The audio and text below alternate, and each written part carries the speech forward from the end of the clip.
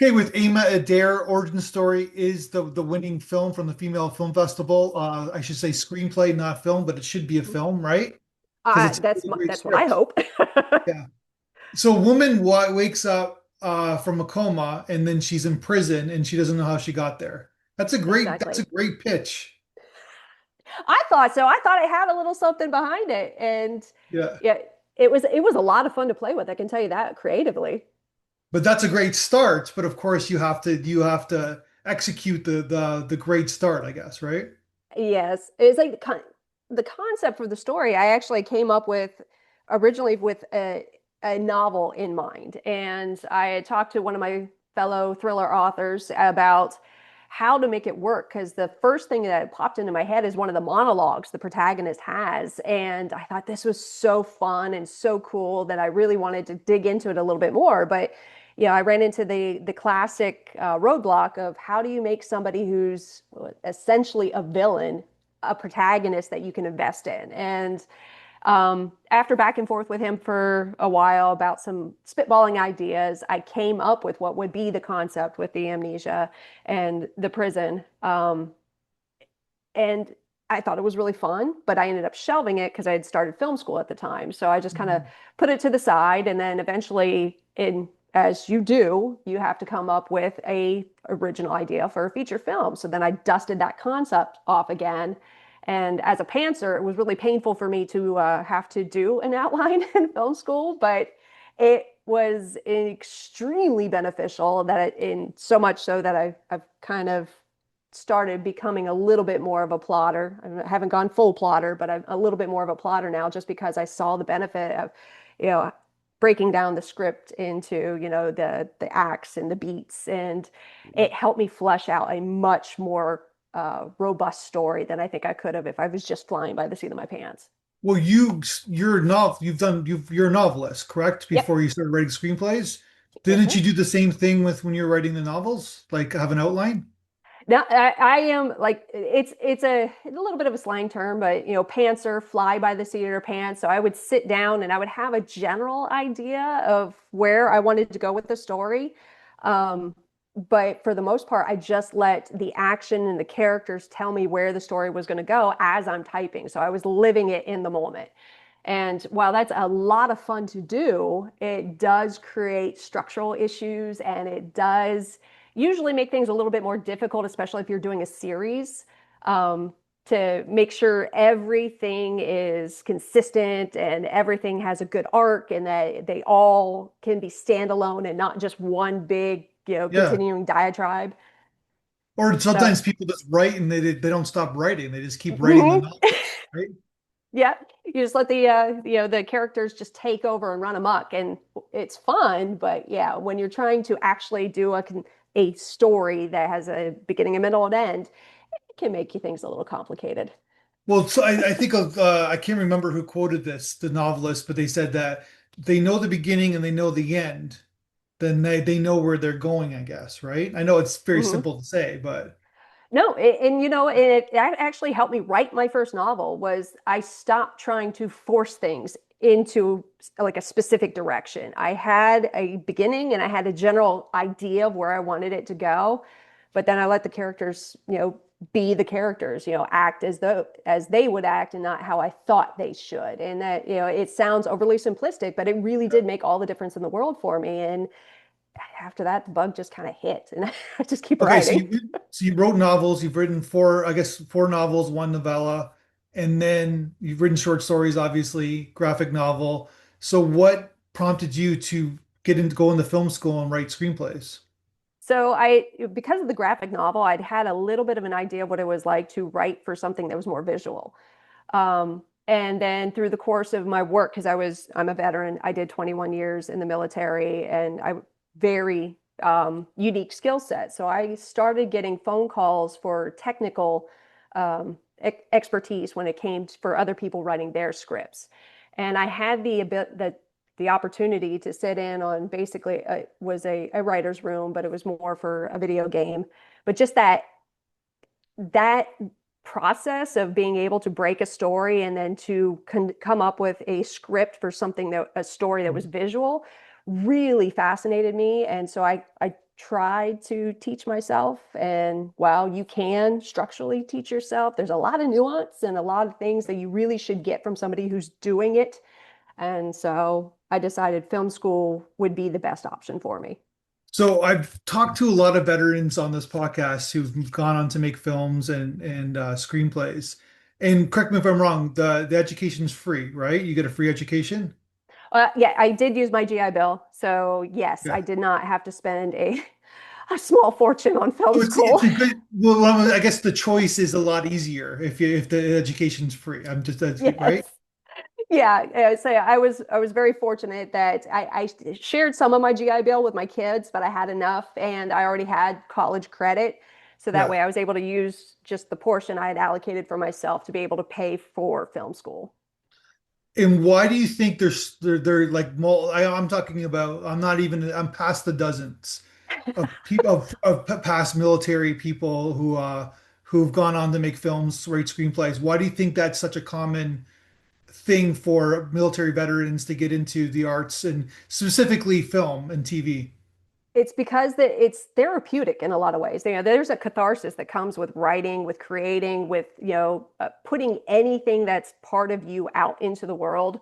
And because everybody deals with their time in service differently, there is an infinite number of possibilities when it comes to the creative side of things for you to find those niches that help, really help cleanse your soul and, Yeah. provide Somewhat therapeutic, I guess, right? it is extremely therapeutic. Like if Yeah. I feel like strangling somebody, it's not socially acceptable to actually do it. But if I put it on the page and make it part of a story, then suddenly it's entertainment and everybody is on board. The pen is mightier than the sword, I guess, right? Exactly. And I've heard from others that from a structural standpoint, it's very similar to the military. Uh, there, you know what? There is a lot of parallels when it Yeah. comes to, having the discipline to sit down and write and then understanding what we would say your left and right lateral limits are. Like, Yeah. here is the world that you're working in. These are the set of rules. Make it happen. And I think that does translate directly from time in service. This is what you're allowed to do. You can only work inside this box, Yeah. go. What did you what did you like what did you in the military? Were you Air Force, Army, I was Marines, Navy. So I did Navy? There, 21 I years in the lost Navy. one. I was getting there, yeah. It's okay. And what did you do in the Navy? I was intelligence. So Okay. I was counterintelligence and human intelligence. So that gave me a very unique military experience, but it also gives me a whole lot of fodder for any stories I write. Um, because really it's all about character and motivations and intent, and that Mhm. was literally what my job was, to figure out somebody's motivation, what their intent was, what were they going to do. So it's a different kind of puzzle, but essentially at the end of the day it was like playing chess or like putting together a puzzle piece with infinite pieces and you have no idea what the final picture is going to be. The human ideology, the human motive, I guess, right? Yes, it is a massive factor in what I did. And then it's because of that, it does translate well when you're doing character development. It's something like I guess the human motive is generally their ideology, their religious Mhm. ideology, or it's about usually about money, right? There's a money is involved in a lot of ideologies. And you know what? There's a lot there. You could make a very, Yeah, very solid case that money and religion is the source of all the world's problems. yeah, But exactly. there's a lot of nuance, but when you spend a lot of time trying to get inside somebody's head, you learn a lot about what makes people tick. And because of that, I can build characters that people Yeah, can invest in, that feel real, because I've learned what makes people tick. yeah. And we're all born into this world, right? Hmm. We some people are born in certain countries, other people are born in other countries, and Yeah. it's interesting, right? And then all of a sudden you create this ideology that I'm good, they're bad. You know what I mean? This Hmm. simplicity in a sense. It's interesting. That's basically what I'm saying. I think because of my position, I had a very unique viewpoint because Yeah. it wasn't always so simplistic. It wasn't always good guy, bad guy. There was an Sure. end. There were the adversaries, there were my enemies, and there were obstacles. I'm saying the point of Um, view of the individual is there, everybody thinks they're good, right? So Everybody's the hero of their own story, and yeah, that is exactly. Yeah. so true everywhere in the world. Yeah. And I have a lot of empathy for people that were, most would consider adversaries, but I understood what made them tick, and that made me very good at my job.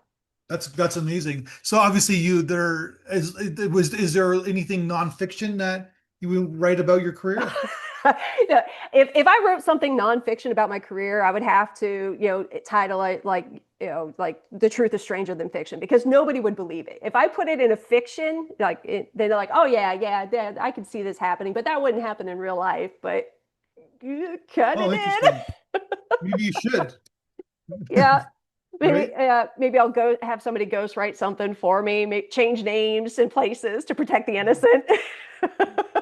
What was your status? Is there like lieutenants or I was a warrant officer. So I retired as a chief warrant officer three. So that's warrants are right in between, while technically it's officer, you're right in between the enlisted and officer rank, because you start as an enlisted and then you Mhm. commission as an officer late in your career. And the benefit of that is you have all the technical expertise that you learned as an enlisted, but then you have the authority that you would have as an officer. So it makes for a um, very powerful position, a very skilled technician. And it was probably the best decision I made in my entire career to go that route, because it allowed me to have the authority to do what needed to be done. Gotcha. And then so the origin story is just a like transfer back to the thank you for that. Transfer back to your script. It's also a novella as well. You made into a Yep. novella. Okay. Yep. And it's like during, like I said, they had us do our outlines, which was great. And film school is structured in a certain way to do certain parts of Yeah. the process at a time. After we finished the outline, we moved on to something else. We moved on to doing outlines for TV, and I was like, well, but I'm not done with this. So Mhm. instead of waiting for us to get to the part where we flushed out our script, I went ahead and just took the outline that I built for the screenplay Yeah. and used it to write a novella, which it was a whole lot of fun. It allowed me to kind of flesh the characters out a little bit more, but because it's a novella, I could get into the internals, the things that you can't see on the screen. So Yeah. they complement each other extremely well.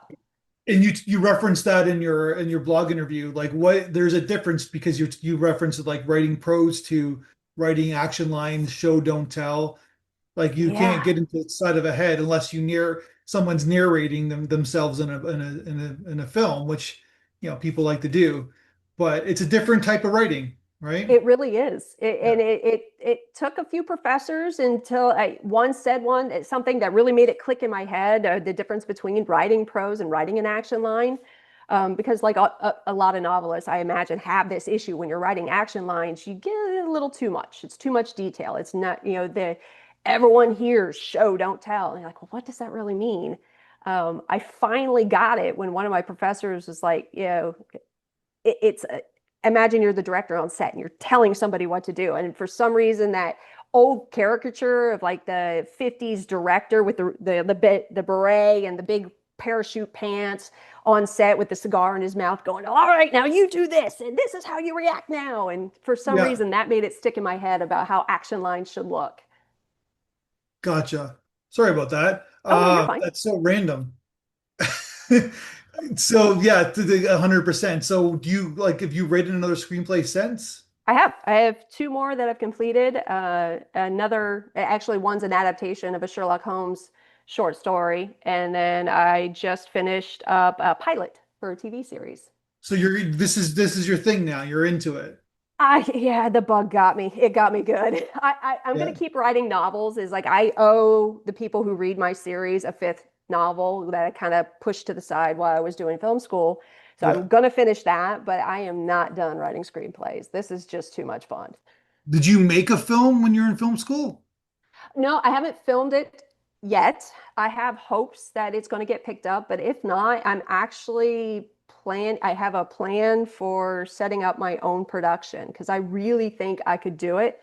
So I live in Tennessee, and Mhm. it's Tennessee has a whole lot of incentives right now for filmmakers, and I'm retired from the military, so I have the time with my schedule to be able to flex to try to take on something like that. So I'm going to give it a couple years to see if I can actually get it purchased by somebody, picked up by somebody, and if Yeah. not, I'm going to do it myself.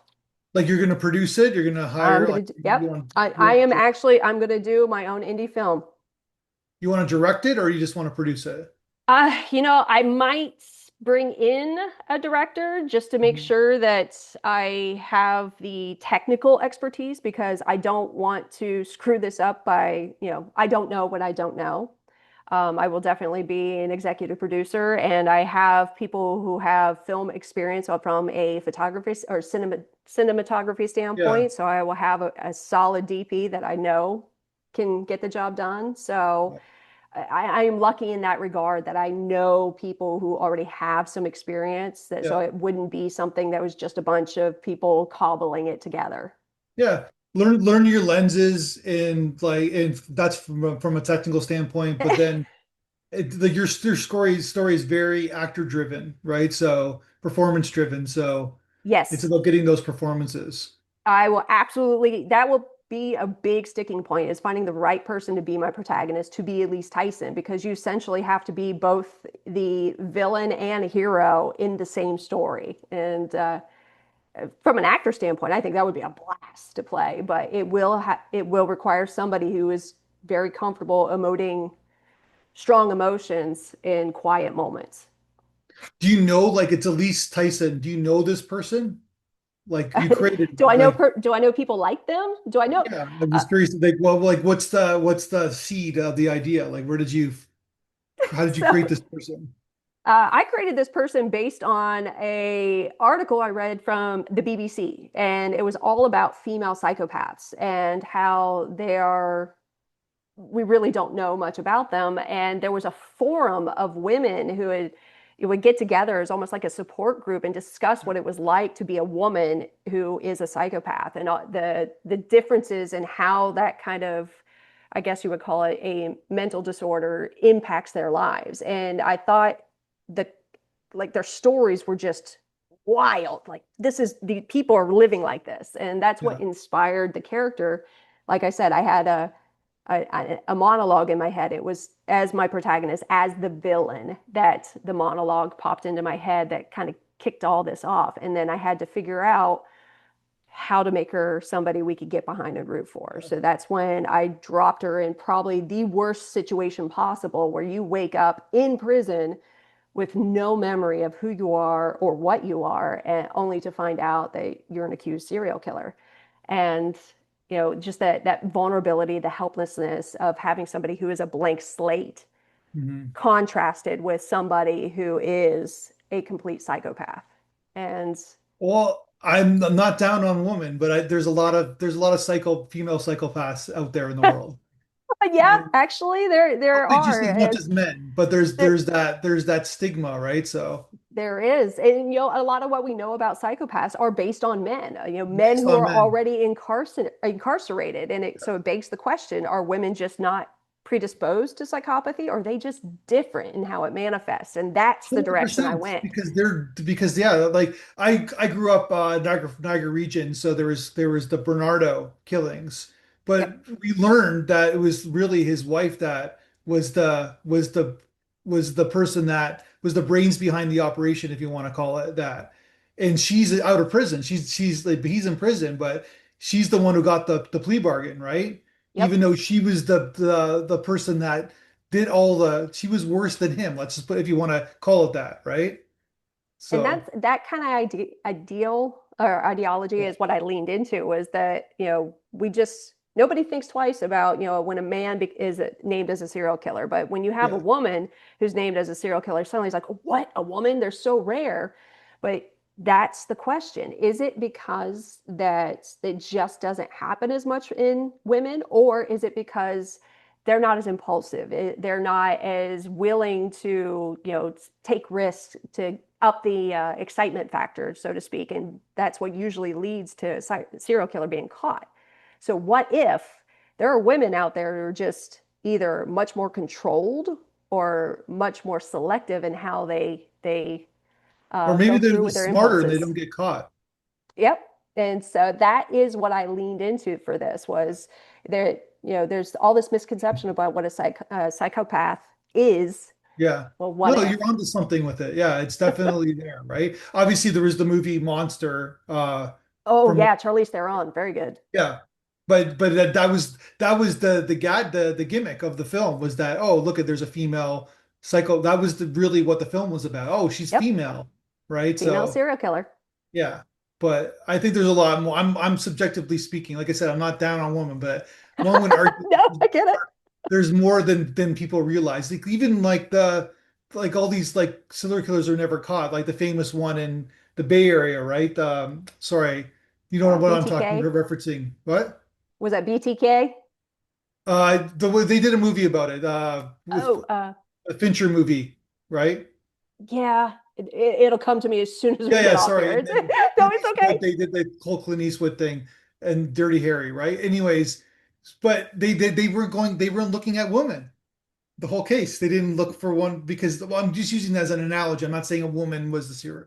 I'm just using that as an analogy that that's the last thing they're looking for, right? Yep, the profiles are all based off of serial killers that they interviewed, which were men who were already incarcerated. Yeah, So that, empirically, you would think the data, like, yes, you have this very finite amount of information, which is great. It's a treasure trove, but you can't use that to apply to everybody. You just can't. And yeah. so No, like I said, you're onto something. So, and I think that in terms of your referencing at the beginning about like a bad person, mhm. right? That we don't like as an audience, but I think that that's past. Like I think audiences like clever people who fight their conflicts, and we've seen that in TV, right? Like look at all the bad people that we've followed. Morally gray characters, people are Yeah, more inclined to accept morally gray characters now. And yeah, I think that is, because we've gone away from where we have to have, the squeaky clean protagonist and just the villain who really has no backstory. We want our villains to have a layer of sympathy that we understand why they're villains, and we want protagonists that have flaws to make them feel yeah. more realistic to us. And so that's just the way we are now. We want things that are more like reality. Yeah, no, well, it's the world that we live in because we're like, oh, that person's like that, so I'm a good person too, even though you know what I mean. It rationalizes people's. Yep, I you don't have don't to have get to be into perfect. specifics, but if you just go in the political realm, it rationalizes Oh, it rationalizes people's, their own personality. It's like, oh, they're doing that, so I can do that too. exactly. It's Yeah, like, yeah, it's almost the opposite of what people do with their social media profiles. Your social media profile is absolutely everything's perfect in my world, but in the entertainment industry, I want to see people who are actually like me, yeah, which we're all flawed, and it's okay. 100%. Yeah, it is interesting. Well, I think you're onto something. It was a great structured script as well, and I wish you the ultimate best of success with it. Thanks for your time. I could talk to you forever. You're fantastic. Oh, thank you so much for having me. I really appreciate it. Thank you. All right, I'll talk to you soon.